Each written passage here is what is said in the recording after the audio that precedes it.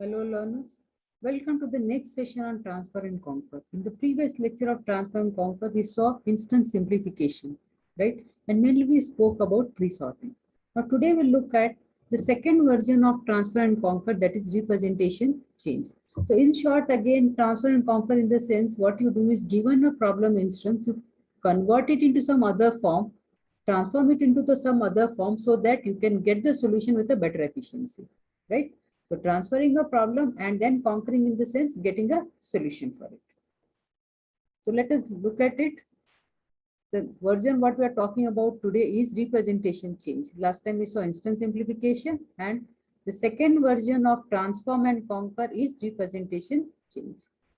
Now, transformation to a different representation of the same instance, we call it as representation change. Now, what are the examples here? We'll be looking at heaps and balanced search trees.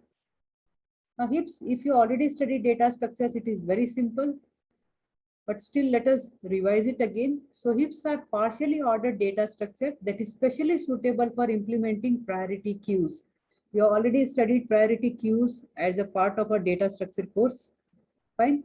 But now, today we are talking about representation of priority queue in some other form so that the efficiency of implementation of the priority queue is improved.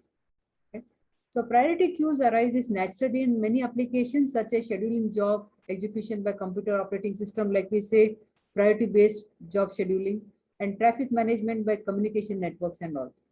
They also arise in several important algorithms, Prim's algorithm, Dijkstra's algorithm, Huffman encoding, and branch and bound applications. For the details of these Prim's, Dijkstra's, and Huffman's encoding algorithms, you can visit my DAL lecture series videos, which are already uploaded on YouTube. Fine. Now let us look at heaps first. So here we are talking about, let me remind, here we are talking about representation, right? We are talking about representation change, and what we are changing, we are representing the priority queues in the form of heaps. So we are changing the representation of priority queues from queue to heap, right? For the better efficiency of the problem, right? Now, a heap is a special tree-based data structure in which the tree is an almost complete binary tree with each node satisfying the heap property. Right? Now, here I have already given you all the examples of complete binary tree and even the example of full binary tree. Right? Now, a complete binary tree is a tree in which all the leaves are at the same depth. All the leaves are at the same depth. Remember, this is a parent node, this is a parent node, it has children, this is again a parent node having the children, right? Are all the same level. And then a binary tree is said to be a full binary tree if its internal vertex has exactly 2 children, right? Now here it does not have 2 children, but the insertion is only the children on the right side are missing, but rest of the children are there, right? So this is, heap tree is not full binary tree, it is a complete binary tree, right? Why? Because the insertions will be making from left to right. Fine. So this is binary, complete binary tree, and this is full binary tree. In complete binary tree, all the leaf nodes are at the same level, right? In full binary tree, of course, all the leaf nodes are at the same level, but each internal vertex also has 2 children, which is not the case in case of complete binary tree. Now, it's a complete binary tree. Heap is a complete binary tree with keys assigned to its nodes, 1 key per node, right? You can see these are the keys per node with the following 2 conditions. So what are these 2 conditions? It has to satisfy the shape property. Now, a complete binary tree, that is all its leaves are full except the possibility of the last level where only some rightmost leaves are missing, right? And next property is the key in each node is greater than or equal to its children, right? The key is in its children. Now, if you look at this tree, 3 and 4, who is the parent, or the root node is 6. 6 is greater than its children. Now, if you look at 12, 12 is greater than its children, right? So, among these 3 trees, what we have drawn here. Now, if you look at A, what is the first property? The shape property, right? What it says, it's a complete binary tree. It is a complete binary tree, right? All the leaves are at the same level and only some most leaves are missing, right? So the first property, that shape property, is satisfied by tree A. Next is what heap property. What heap property is saying, the root key should be greater than or equal to the children, the keys of the children node, right? So now if you look at the root, 12 is root, it is greater than its children, right? 6 is root, it is greater than its children. 10 is root, it is greater than its child, right? That means tree A is a heap tree, right? It is satisfying both the properties. Now let's look at tree B. Here, what is the first thing is the shape property, right? So here it says all the leaves should be at the same level. That condition is true, but what it is saying, some rightmost leaves may be missing. So here rightmost leaf is missing, but here leftmost leaf is also missing. So this is not a heap tree. Why? Because it is not satisfying the shape property. Remember, in heap, insertion is always from left to right. So first this should be inserted and then this, right? So this is not a heap tree because it is not satisfying shape property. Next, what you have is the heap property. What heap property says, each key, right, in the node is greater than its children. Now, if you look at 12, this is a root node and its children is 4 and 10. Condition is true, it is greater than its children. Now look at the next root, that is 4 and its children is 3 and 6. Now it does not satisfy the heap property because 4 is smaller than its child, that is 6, right? So this node tree C is also not a heap tree. Fine, they don't satisfy the heap property. Now there are types of heaps. You can have max heap and you can have a min heap. In case of max heap, why you call it the heap as max? Because its root node is always greater than its children. The value of root node or the key in the root node is greater than the keys in its child nodes or children nodes, right? Even similarly here 6 is root and its key is greater than its children, that is 3 and 4. Fine. Similarly 10 is the root and its value is greater than its children node, that is 9. So this is max heap where the root node is always greater than its children. In exactly opposite in case of min heap, the root node is always smaller than, it is less than the keys of its children, right? Now this is smaller than its children 6 and 10. 6 is smaller than its children 8 and 9. Fine. So these are the two types of heaps. Of course, we'll be considering max heap because what we are doing, we are implementing a priority queue. And what priority queue says, you need to delete an item which has the highest priority, right? So we'll be implementing priority key using max heap queue. Now, let us look at the heap properties. It finds the largest priority item in constant time. Fine. So why the largest item? Because it's a priority queue and we are going to delete an item which has the highest priority. Now remaining the highest priority item and adding a new item are log n time. So using bubble down and bubble up algorithm. So we'll be seeing when we look at the creation of heap, we'll see how you bubble up, and when you're reheapifying, how you bubble down, right? So there are some properties of heaps. The height of the heap is floor of log n. Why log n? If number of nodes are n, right? Every time you see it is getting, the search space is getting divided into half, right? So if you have n keys, then the height will be log n. The root contains the highest priority item because in deletion, you'll be always deleting the root, right? So root contains highest priority item. A node and all the descendants is a heap. So now is a root node and its descendants 6 and 10 are also heap because they are satisfying the heap property. Fine. A heap can be implemented using an array and all the operations are in place. So it's a very good implementation which gives a very good time efficiency if the heap is implemented using an array.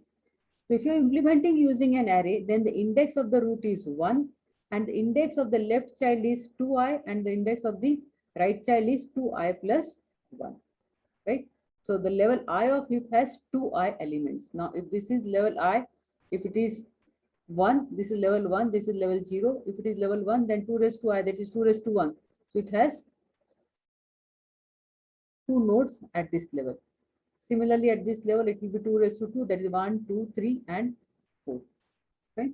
A naive construction of the heap is by adding items one at a time. That is what I said, you'd be adding from left to right, and the cost of addition is n log n.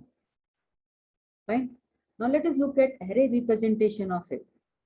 Of course, this is not drawn by me. I have taken it from BrainCart website, the diagram. Okay. The tree nodes are numbered from 1 to n in a top-down and left to right manner. So you can just see this is a heap tree and the numbering how it is done. This is the root 1, and at this level you have 2, 3, then you have 4, 5, 6, 7, so 8, 9, 10. So numbering is done level wise. Fine. And then given heap as an array, we can easily construct a corresponding. So this is an array representation of heap, and using this array you can create a heap because you know where is the root node, where is the left child, and where is the right child. If you look at this, first you store the root, then you store its left child, then you store its right child. See, root, left child, and right child. Fine. Okay. So this is the array index, and these are the keys.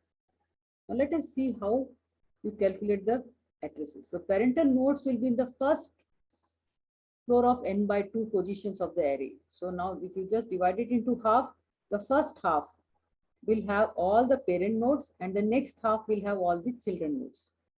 Now look at the tree again. Now 20 is a node, fine. 17 is a root node, 9 is also a root node, 10 is root node, 11 is root node, right? Whereas if you look at 4, 5, 3, 7, 5, all are this side, these are the children nodes, right? Right? So first half contains all the parent nodes and the second half contains all the children nodes. Now the children of node in the array, that is a parental position of I, right? Right? So where I is greater than 1 and is less than equal to n by 2, will be in the positions 2i and 2i plus 1.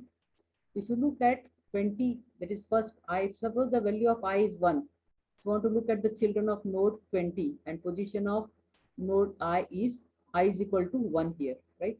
Then its left child will be what? 2i, that is 1 into 2, that is 17. That is second position, that is 17. And then the right child will be at 2i plus 1.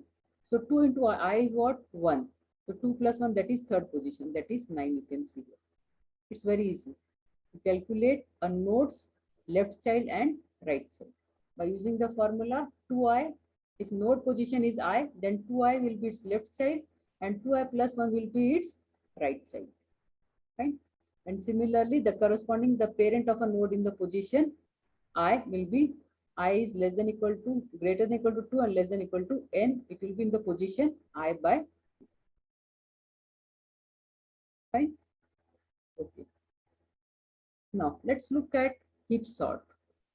So there are two stages in case of heap sort. The first stage, what you do is you construct a heap for a given array, and the second stage is the root deletion.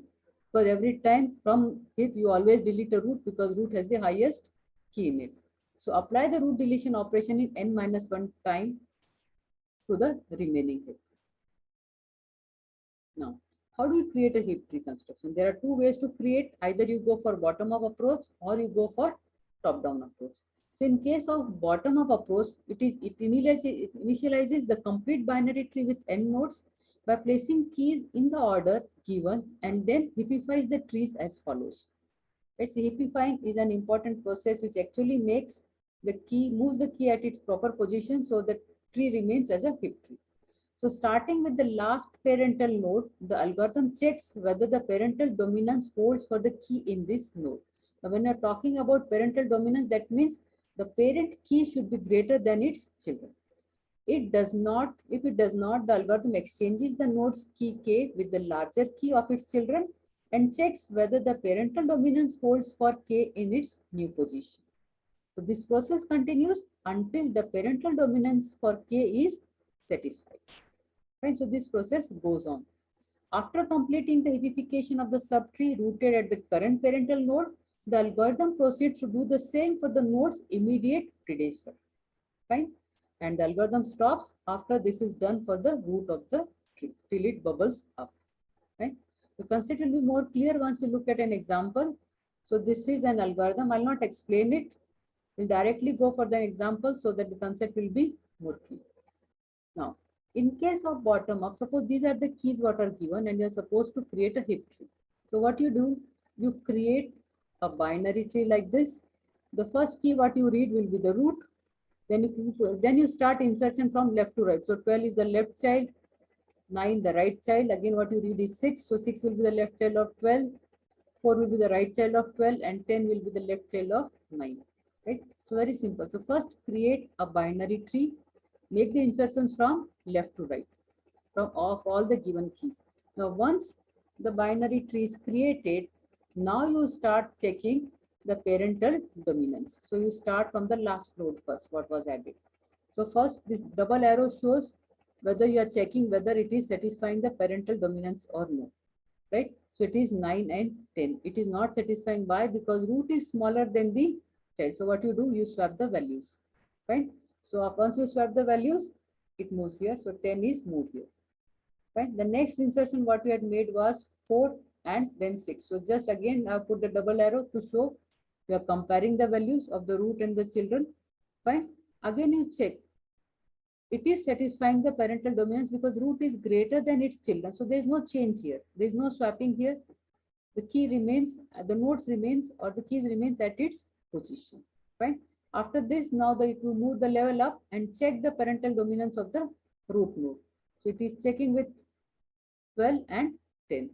Again, the parental dominance is not satisfied. So what you do, you take the largest element of its children and then swap the values. So 12 is moved as a root and 3 is moved down as its child. Fine. So now you can see it is satisfying a heap property, and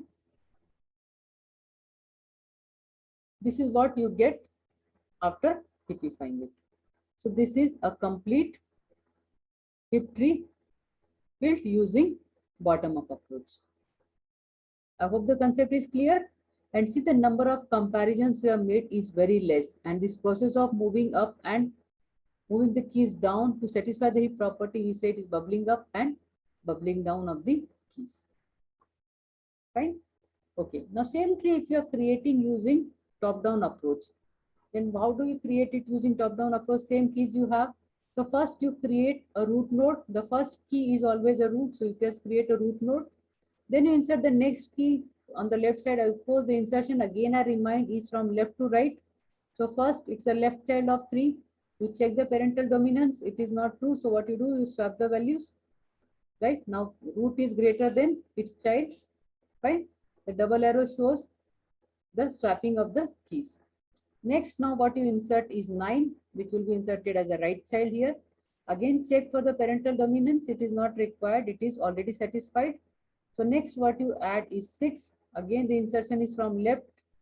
So again, if you check the parental dominance here, it needs to bubble down and this moves to bubble up. So you are swapping the values of 3 and 6 so that the parental dominance is maintained. So 6 is moved up, 3 is moved down. Fine. And next what you read is 4, insert it as a right child of 6. Of course, 4 is smaller than its root. So parental dominance is maintained, no swapping and no bubbling up and bubbling down. Next what you insert is 10.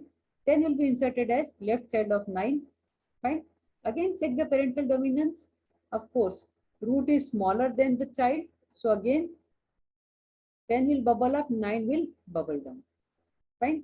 So now it is maintaining the parental dominance. Again, you compare it with 12 also, the root, the parental dominance is satisfied. So now that using the top-down approach, the same heap tree is created. Fine. But the time complexity of top-down is more than bottom-up. As you can see the process, how it is. Fine, because at each step you check it. But in that case, once you create the tree in case of bottom-up and then you check the parental dominance. So it takes less number of comparisons. Fine. Now, what about the complexity of it? To determine the cost of the algorithm, what you do is you consider the worst case. Right? Worst case, in each worst case, item would bubble down to the bottom of the heap. right? In worst case, each item will bubble down to the bottom of the heap. So we always consider the worst case. So let h is equal to the floor log n, the height of your tree. As we said, log n is the height of the tree if you have n nodes. So at each level I, in worst case, the item would bubble down to the bottom, a total of h minus I levels. Fine. So there are two comparisons for each item. One compares the children and other compares the parent with the maximum child. Fine. So the time complexity of heap bottom up approach will be big O of n. Fine. You can go through this, but it will evaluate to big O of n, because we say for each node there are exactly 2 raised to I nodes on level I. We already seen this in the introductory part also. Right now, that is what construction, right, which took the time complexity of big O of n. Now when you're talking about the deletion, because heap sort is what you create a heap tree first and then you start deleting a node from it, the root node from it in each iteration, right? So you get the sorted keys. So maximum key deletion from a heap, you have 3 steps here. So step 1, what you do, exchange the roots key with the last key k of the heap. The last key what you added to the heap, exchange the root with the last key. Now decrease the heap size by 1. So the last key what was swapped now with the root should be deleted. Next, heapify the smaller tree by shifting k down the tree exactly in the same way we did it in the bottom of heap construction algorithm. So verify the parental dominance for k. If it holds, it is done. If not, then what you do, swap k with the larger of its children and repeat this operation until the parental dominance condition holds for k in its new position. The efficiency of deletion is determined by the number of key comparisons needed to heapify. Remember, this is important. The tree after the swap has been made and the size of the tree is decreased by 1. Since this cannot require more key comparisons than twice the heap's height, right? Height of the heap, that is always n by 2. The time efficiency of the deletion is log n, right? So let us look at the deletion. The key to be deleted is swapped with the last key, right? Now, every time I said you always delete the root node, right? This is our heap, what we had created. So the 12 will be deleted, the root node. So when you're deleting 12, what you do first, swap it with the last node. The last node added is 9, right? So 12 and 9, the keys are swapped. So now 9 is here, 12 is here. And then what you do, to decrease the size of the heap by 1, that means the last 12 is deleted. This node is deleted, fine.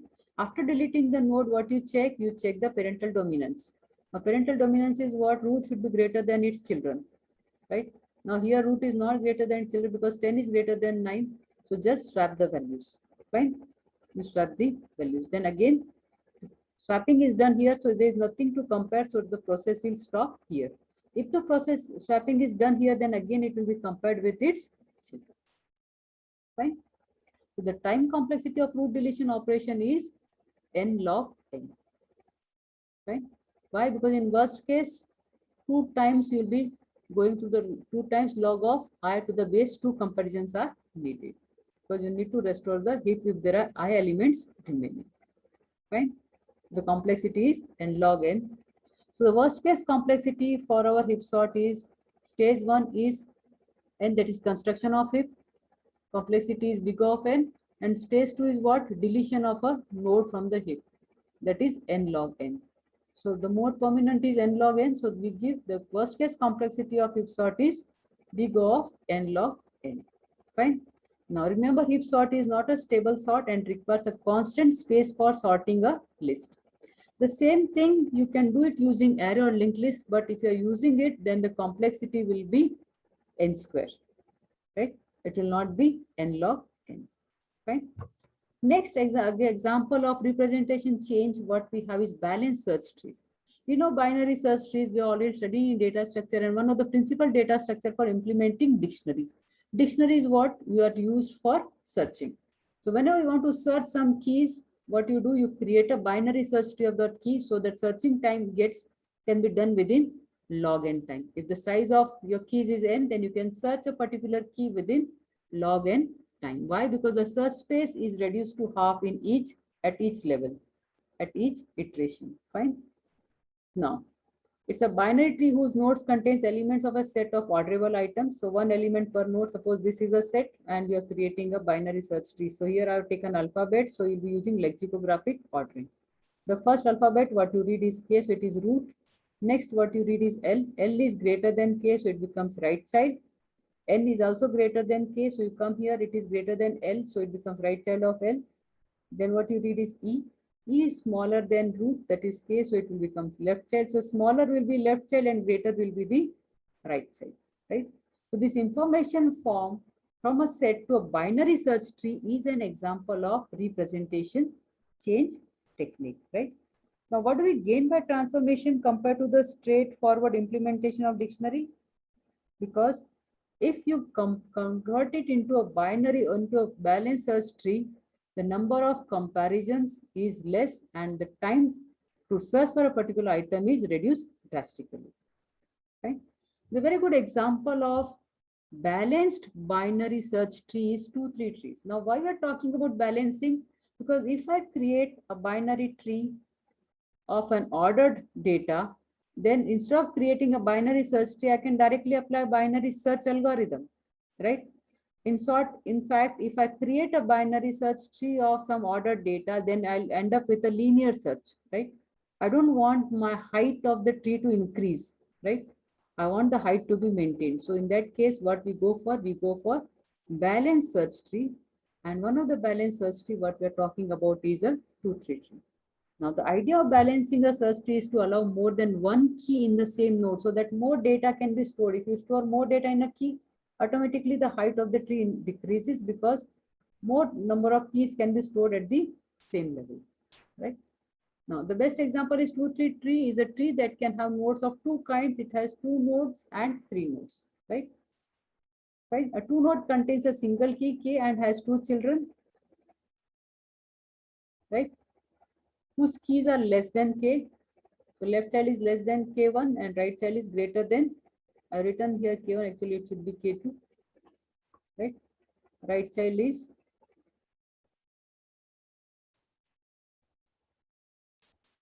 greater than K1. This is K2, right? Now next you have a 3 node.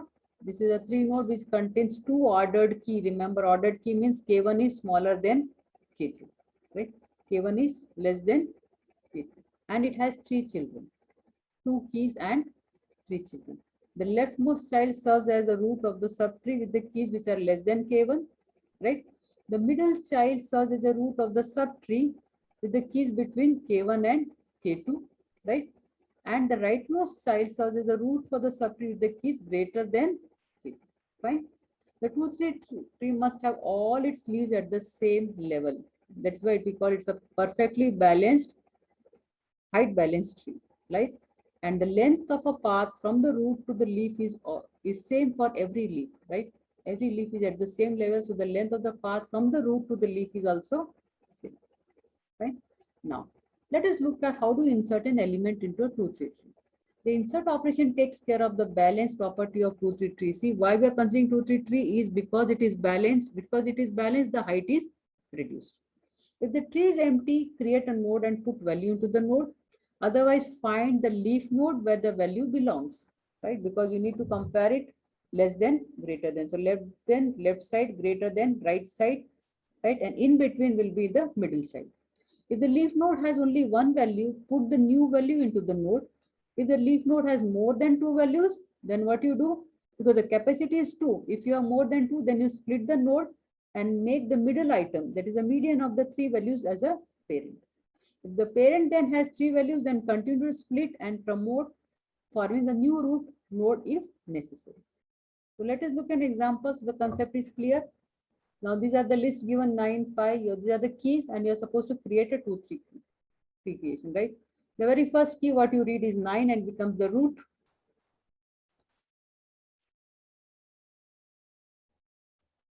Right? This is the root. Next, what you read is 5. See, at each node you can store 2 keys, right? And it can have 3 children. So 5 is also stored, but when you're inserting 5, it is inserted in order. That is 5 smaller than 9, so 5 will come first and then 9. Next, what you read is 8. Again, 8 is inserted at its position, but now the node is overfull. Why? Because the capacity is 2 and now we added third node, third key in it. So now what we'll do, split the node and the median at the middle key will move up to the parent. So 8 will move up, it will become a new root and the left child will be 5 and the right child will be 9. Fine. Now next, what you insert is 3. Compare it with the root, it is less than root. So come to the left side and add it to the left child of root. So 3 is added before 5 in the order, as I said, ascending order. Fine. Next, now what you read is 2. Now again 2 is compared with 8. It is less than 8, that is root. So it will move to the left side. Now again it is inserted in the order. See, 2 is small, then 2, 3 and 5. But the node capacity is 2. So it is overfull. So split the node. What will happen now? The middle element 3 will move up to the root. So 3 is moved up. So now you have 2 which is less than 3 on the left side, 5 which is between 3 and 8 as a middle child, and 9 which is greater than 8 as the right child. Right? Next, what you read is 4.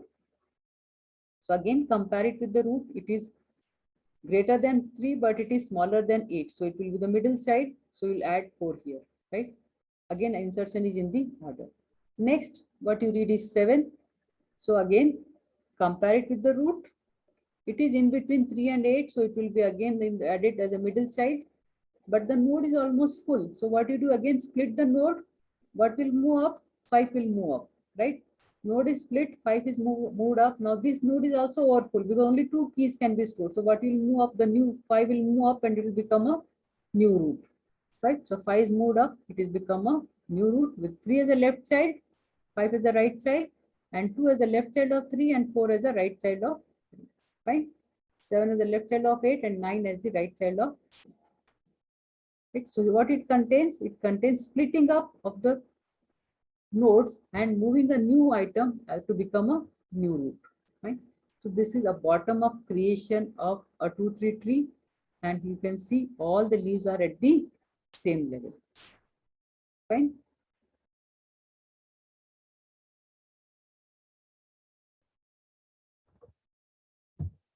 Now let us look at the complexity. As for any search tree, the efficiency of the dictionary operations depends on the tree's height.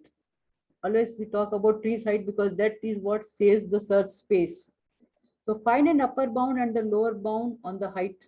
So the upper bound and the lower bound, right?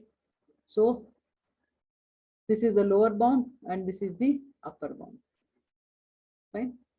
The same for our example, you have substituted the values and you can see the height is 2 because it is floor of log n by 2. Fine. And this is the lower bound and this is the upper bound. So imply that the time efficiencies of searching, insertion and deletion are all in log n time in both worst case and average case. Why? Because in case of search trees, it is always log n. Right? Now you can just say the height is, the number of nodes are how many? 3 and 3, 6 and plus 7. Right? So if you divide 7 by 2 and you take its floor, then it becomes 2. Right? So this is log n. Right? In the worst case as well as average case. So I hope the concept of representation change is clear. What we could do, we could reduce the complexity of the problems into subsequent size, right? Mostly n log n. And in case of binary search trees, it is only log n. Balanced binary search tree. Thank you. Stay home, stay safe.